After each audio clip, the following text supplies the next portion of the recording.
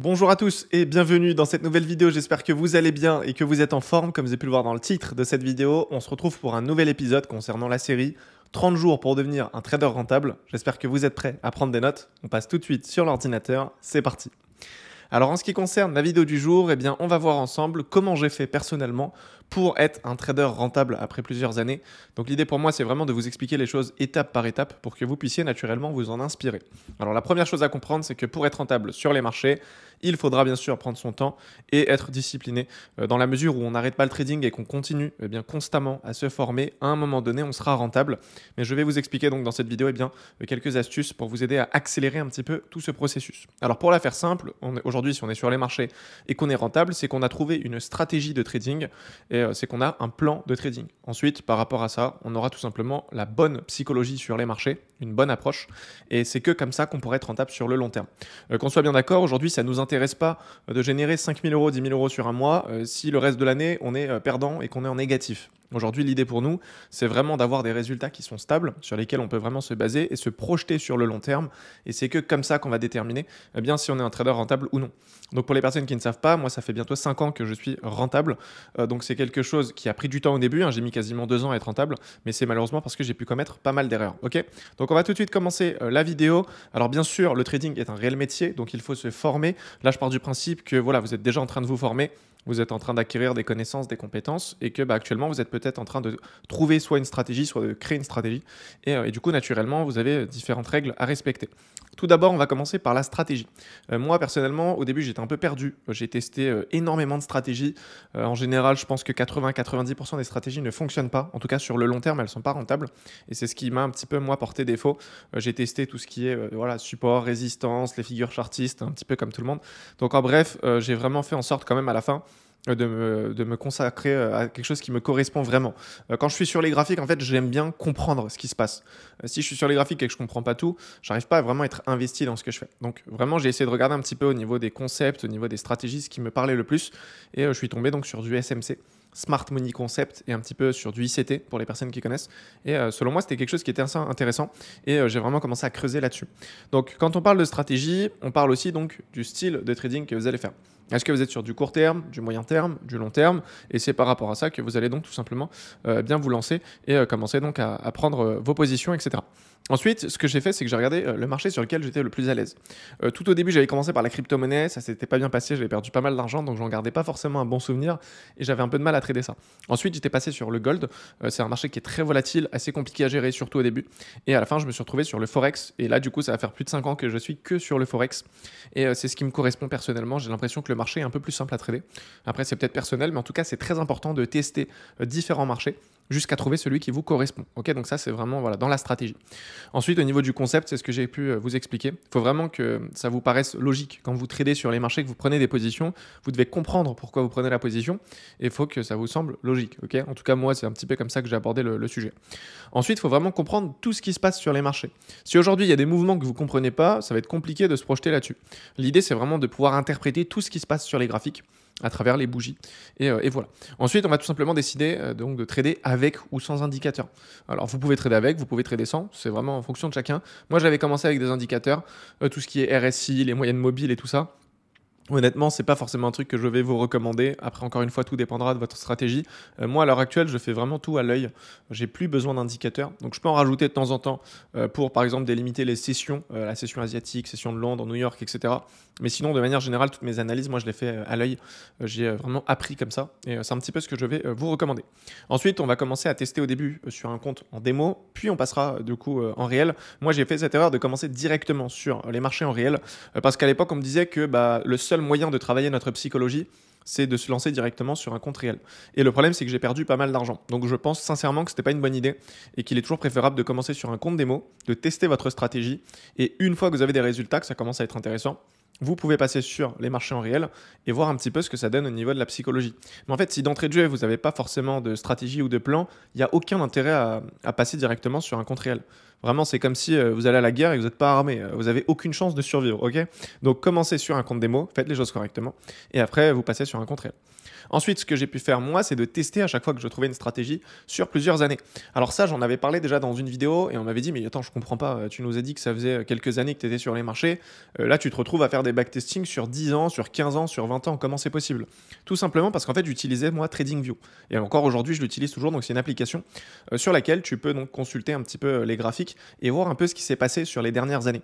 Donc c'est le mode replay, tu peux l'utiliser, alors je crois que c'est un peu payant parce que tu dois payer un abonnement et à partir de là donc on te donne cette fonctionnalité et en fait tu peux faire donc du backtesting, donc revenir sur des précédentes données pour tester la stratégie, voir un peu ce que ça a donné sur les derniers mois, les dernières années et par rapport à ça tu pourras te projeter. Alors bien sûr les résultats que tu vas obtenir en backtesting ne seront pas les mêmes quand tu seras sur un compte réel, il y aura toujours un décalage, mais en tout cas si déjà en mode backtesting t'es pas rentable, il n'y a aucun intérêt à passer sur les marchés en réel, donc il faut vraiment faire ça correctement et après il faut tout simplement essayer différentes actions, différentes paires et voir un petit peu ce qui te correspond en fonction donc tout simplement de tes horaires. Donc ça c'est au niveau de la stratégie, c'est hyper important, c'est vraiment indispensable, sans ça tu peux pas avoir des résultats qui sont prévisibles sur le long terme, ok? Donc le fait d'avoir une stratégie c'est simplement le fait de trader toujours le même scénario, donc tu sais plus ou moins les résultats que tu peux obtenir donc à la fin du mois si tu respectes bien ta stratégie. Ensuite tu as besoin d'un plan. Le plan c'est quoi? C'est un petit peu ce qui va te limiter sur les marchés, c'est un moyen on va dire efficace de faire en sorte de ne pas faire n'importe quoi, parce que c'est vrai qu'il y en a plein qui vont prendre plein de positions, ils vont tomber dans l'overtrading, il y en a certains qui vont prendre des risques démesurés, etc. Donc l'idée c'est de limiter ces actions grâce à ce plan. Ce plan-là, c'est quelque chose que, en général, chacun le fait à sa manière.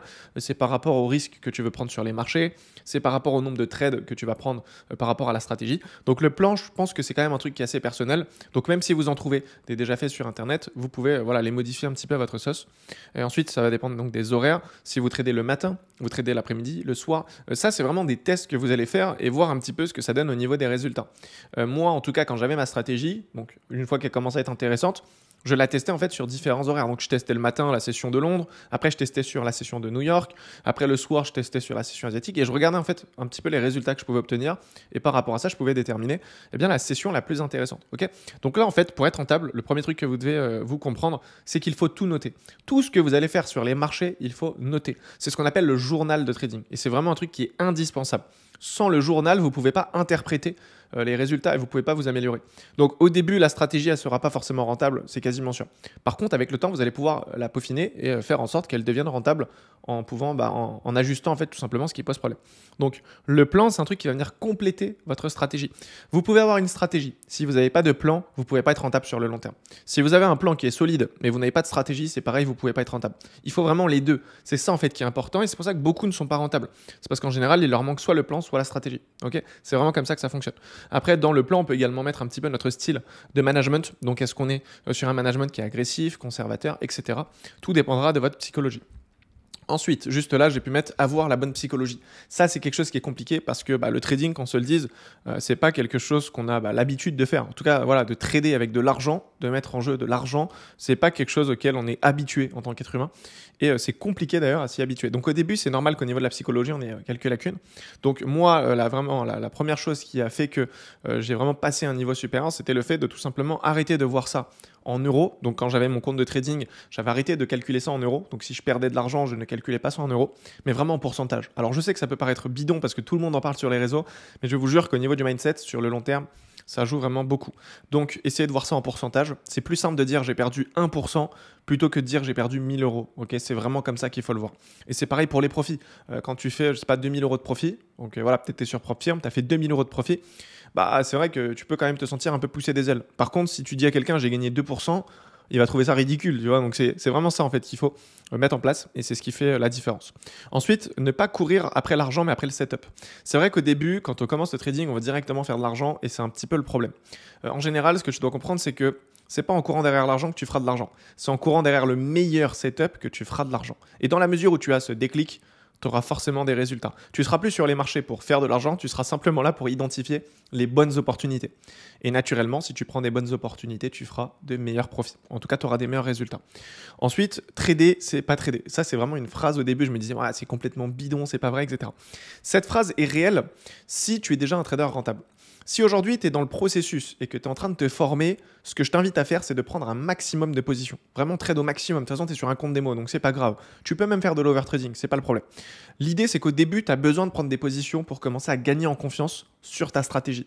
Tu as besoin de prendre des positions pour travailler ton management. Donc au début, bien sûr que tu dois prendre beaucoup de positions.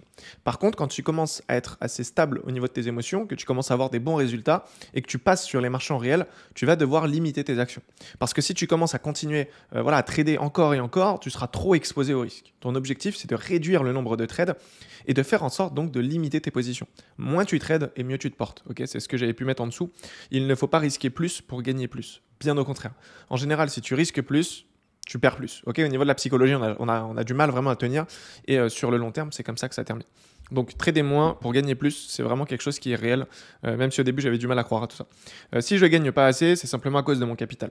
C'est vrai qu'au début, j'avais perdu beaucoup d'argent en trading, et du coup j'avais un peu peur à chaque fois du coup, de remettre de l'argent, parce que je me disais je vais encore tout perdre, je vais encore tout perdre.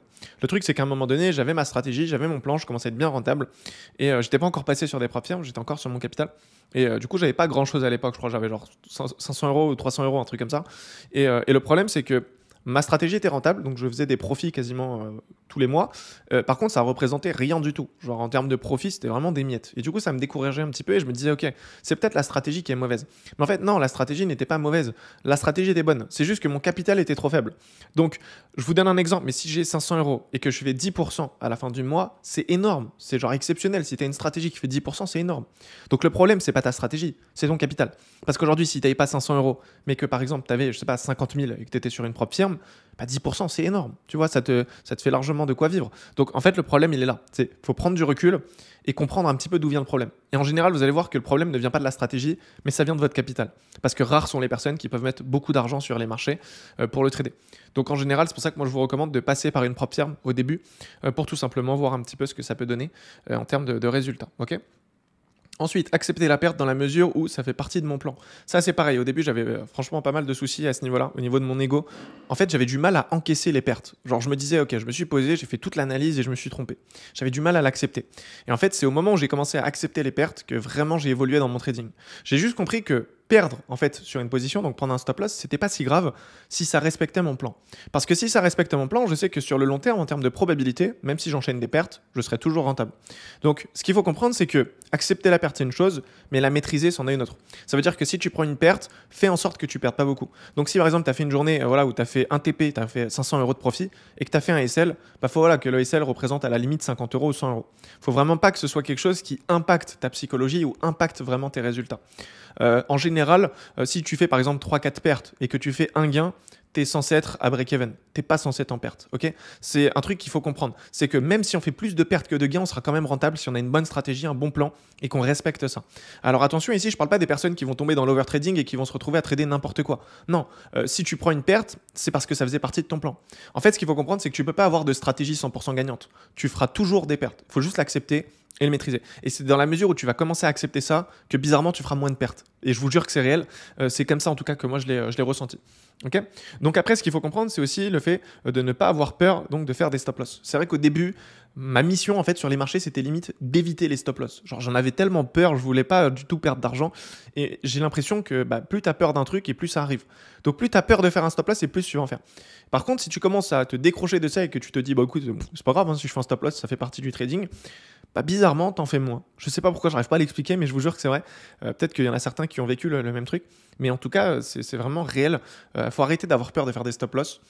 C'est pas grave, au pire, t'as fait un stop loss, ce sera ni le premier ni le dernier. Faut juste l'accepter et avancer de cette manière-là. Ok. Ensuite, tac. Ne pas trader en dehors de ma session. Ça, c'est hyper important et c'est ce qui a fait vraiment la différence. En fait, quand tu arrives sur les graphiques, tu dois savoir par avance pourquoi tu es là. Pourquoi tu es sur les graphiques. Est-ce que tu es là pour prendre des positions ou est-ce que tu es là simplement pour t'entraîner, faire du backtesting, etc. Faut vraiment que ce soit clair en fait quand tu arrives sur les graphiques. Genre, c'est pas tu arrives sur les graphiques et tu te dis, écoute, si j'ai une opportunité, je vais la trader. Non, c'est d'entrée de jeu, tu as tes horaires. Par exemple, moi, je trade le matin. Je sais que, quand je suis connecté le matin, c'est que potentiellement, je peux prendre un trade s'il y a une opportunité. Par contre, je sais que si je me connecte l'après-midi, je peux pas prendre des trades. Même s'il y a une opportunité, même si je vois un bon scénario, je vais pas trader. Parce que ça ne fait pas partie partie de mes horaires. Donc ça, c'est important de bien s'organiser, de mettre en place une routine.